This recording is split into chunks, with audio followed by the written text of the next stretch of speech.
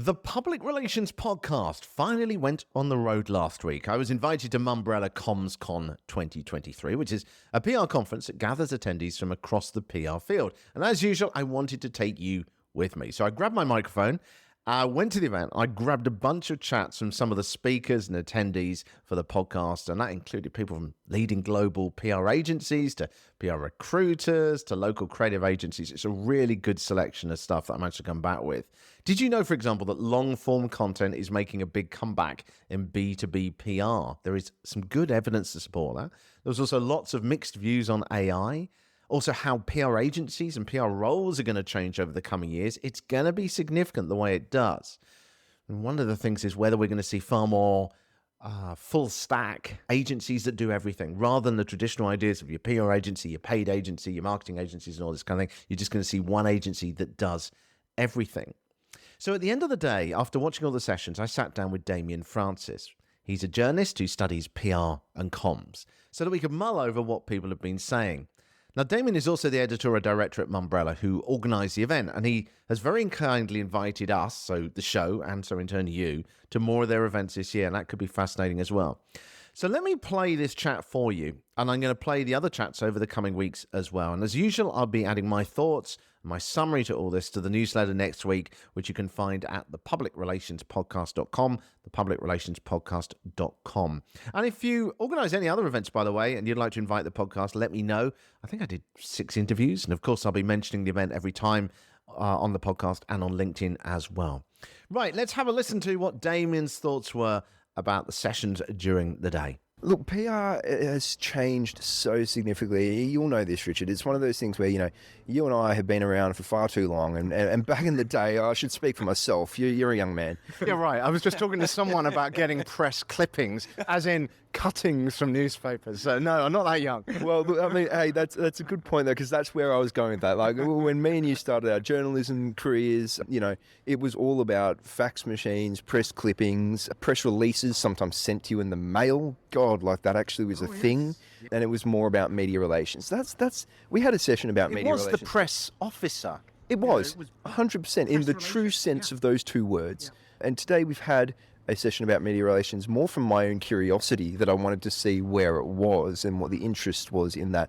We also have an award that I launched for CommsCon, the awards, where it was about media relations, and we got a stack of entries for that one. It's still alive and well, media relations. But the thing is, PR agencies, they know that the key now to bigger revenue streams is diversification. And that could happen in a massive amount of areas. That could be creative, that could be media buyers, that could be digital ambitions. It's quite varied. So I think what we're going to be seeing into the future as well is that restoking of the fire of the expansion of PR into other areas to try to become the lead agency of the group of agencies that the brand might be working for. So that's interesting. I was just talking to Matt from Poem, and we were talking about whether PR as a term will continue to exist, or whether it will more be a mindset and set of skills within the general marketing, advertising department. Yeah, it's a really good question. I mean, in my mind, PR is what most agencies do in one form or another, even if they're not PR agencies. You look at the creative agencies, they're still dealing with work that is relating to the public, and same with the public relationship building. Exactly that. Yeah. And the same with the media buyers, they are placing those campaigns in front of the public. All of it is public relations. Does that mean it's any less relevant, that terminology, to PR agencies? Not necessarily, but I think it focuses them. But I also do believe that, like we were saying before, we are going to see a blurring of the lines. And we have seen it prior to COVID, and I think it put a bit of a halt on that. We'll see it emerge again, a blurring of the lines of what each agency can do within their space. And I think more than ever, it will become more about your industry vertical. Perhaps maybe you're a finance brand specialist, maybe you're a government specialist, a sports specialist, something like that, and a little bit less about, are you PR, are you creative, are you media, are you digital, are you full service, whatever it happens to be. To a certain extent, all agencies will be, and I hate the terminology, but full service to a certain extent. And I think that's where we're going to see all of this go, but it's one of those things where we got stopped by COVID for a few years, and we're going to kick off again. Just give us a little bit about this conference. What's it all about? Why is it happening? Sure, Mumbrella CommsCon, it's the biggest communications and PR conference in Australia. Yearly thing. Even in COVID, I think we actually managed to slot in one while Sydney remained open, Richard, for that little bit where we denied that this was ever happening. What COVID? What COVID? That's right. Never came to Australia. I don't know what you're talking about. It's been around for years and years and years. Two-stream conference full of the biggest industry leaders in comms, either agency or in-house or people surrounding that area. Give us an insight into some of the themes that you've picked out today. I mean, I've picked out a few, but I'd be interested to hear what you got from that. Yeah, look, I think we're at a crossroads with PR and communications at the moment. Particularly, I mentioned in the welcome speech this morning, look, we're at a phase of significant growth in terms of revenue. There's a lot of client movement that we're seeing in the industry at the moment. That's not just PR, that's across multiple agency areas, sectors, media, creative, PR as well. There's a lot of staff shift. At the same time, we still haven't gotten over the effects of COVID. Whether you say that the pandemic is over or not, the reality of the situation is there are people who are worried, there are people who are moving, there are big salary increases going, there's tightening of budgets from the client side. So there's a big shift there, and there's a big movement within mental health and the challenges of the workforce at the moment. So the two things don't necessarily line up. What it means is there's a big grey area in the middle, and that's where what we've done today is essentially try and bring out as many of the things as we can today that will help shift the dial just a little bit in that big grey area. So whether that's how you extend your career, how you figure out what's next for yourself, how you get over the new and upcoming technologies and opportunities, but that's been sort of the theme of the day. One of the challenges has always been for PR is measurement, hasn't it? And you've got advertisers now who are putting stuff online, and they can tell you the return on investment, not next week, but now, in the second that it's happening. So how do you think PR is trying to adapt to that and be clearer on that return on investment? I don't necessarily think it's just PR, if I'm honest with you, because a lot of the ROI that we're talking about, again, whether it's creative or whether in particular it's media who, it's all about data, it's all about placement, it's all about eyeballs and being able to track. Not all of it is necessarily the best way to measure or the ideal methodology of measurement. You can measure TV, for example, but there's always a massive debate on how relevant the methodology of the TV measurement is. The same with radio. There's a lot of debate around radio. Don't even get me started from my days, yeah. Exactly. So I don't think this is just a PR issue. I do think it's probably one of the, more relevant to PR in that they're probably a little bit slower to the measurement, side of things. Thankfully, we're not talking about, the equivalent ad values anymore. That's long gone. That's a big win. But this is a whole of industry problem, not just a PR agency issue. But what do you think it is, though, that the C-suite executives are asking for from PR today compared to what they did in the past? Because I kind of feel that in the past it was like, well, we just need to do a bit of PR. If it appears in a newspaper, we'll be happy. Whereas now it feels like, and I'm just interested in what you're hearing here, is what these executives now are saying, I want to see if I'm going to spend money on your PR agency. A really good question, and I'll take you a step back on that one as well and suggest that I am not entirely sold on the fact that the C-suite necessarily understands the value that PR agencies deliver, and that's not exclusive to PR agencies either, because I think the same goes particularly for creative agencies as well, and the challenge emanates from the marketing department of the C-suite understanding the benefits of the marketing department, who by and large own the budgets that bring in the PR agency, the creative agency, the media agency. It's an interesting environment at the moment. But that's also really interesting because a lot of the marketing people today are coming from that things that you can measure more precisely.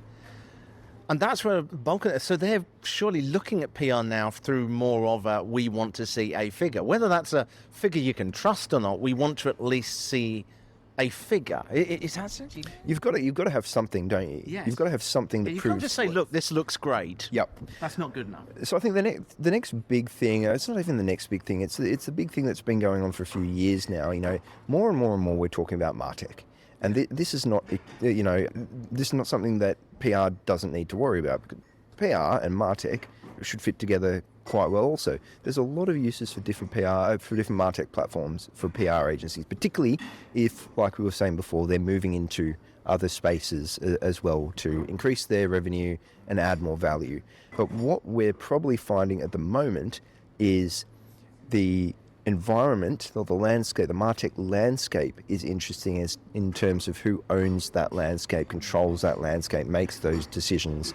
Are you an Adobe expert or are you another brand expert? Which one are you aligned to? Which one do you think delivers the most? Which one, let's be honest, which one shows your agency to be as good as it possibly can be?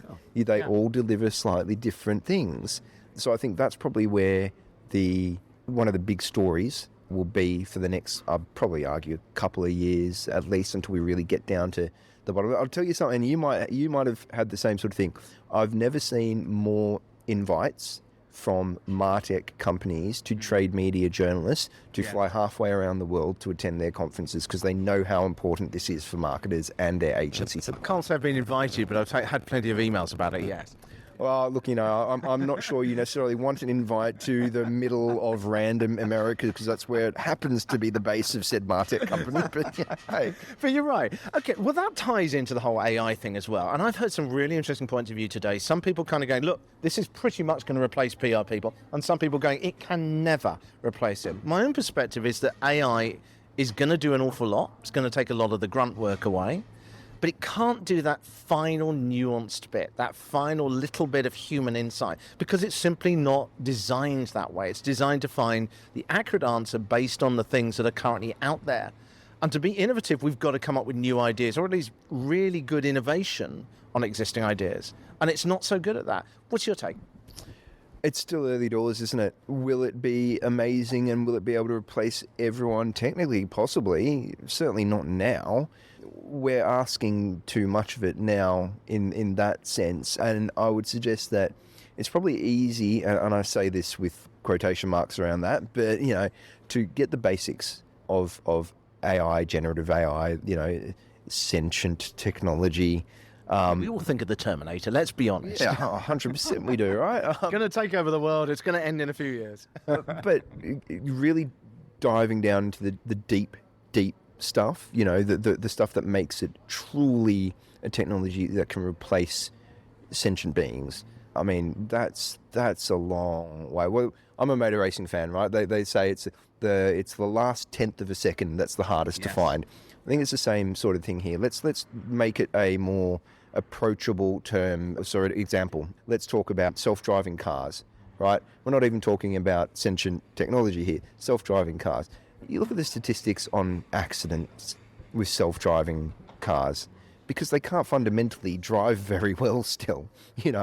How hard could it possibly be to get a car to stick within a couple of lanes and not run someone over? It seems logical, doesn't it? I mean, it's the kind of thing you can do in a computer game, so why can't I do it in real life? Yeah. But, we still struggle to create the technology that can do that safely. It's not saying we're not going to get there at some stage, but I don't think this is a now issue, but it is a now let's think about it because at some stage it will happen. So what do you think is the future of the PR role? So if you've got someone who's coming into PR now and they've seen all this glossy stuff about the lifestyle of PR, the endless parties, the endless champagne, which used to happen. Budget cuts. I like the way you're laughing as well. What do you think is the future for those people? That's a really good question, and I think it depends where in PR they are, because I think there's a different fate for different sides of PR. Yeah. If you're a media relations specialist, well, your job is by and large dependent on people like me. Will I be around in 5-10 years time? B2B niche publishing. I'm not sure. I hope so. Yes. Not sure. If you're a big brand or internal communications at a big brand, have they invested more in communications? Have you melded within the marketing team now? Are you expanding your skill sets? What I would suggest is that there will be a merging of different subsets of what we're calling PR now, it will become closer aligned to other forms of the entire media marketing communications space. And so maybe what we think about PR today won't be what we think in a few years' time, and people say I'm going into PR. It doesn't mean what it used to mean. Much like journalism now, so I'm going to be a journalist. It doesn't necessarily mean what it meant. You're probably going to be a multimedia producer of content that's been fed into the newsroom. Yeah, exactly. A social media content manager, something like that. You know, no sort of shade on them. No, but it's a different role. It's a different role. Yeah. You've gone into it for a different reason, but you still say, I'm a journalist. I'm a content creator. I'm a journalist. You know, no one will necessarily be, I want to do the local news for whatever shire I live in. There was an interesting point that Lucy made, actually, which she was saying that a large part of the job in the future actually will probably be a data analyst. So you won't just come in there to write stories. A good PR person will be someone who can take the data, can break it down, analyze it, and come up with the story to match that or to deliver whatever the message is in the afternoon.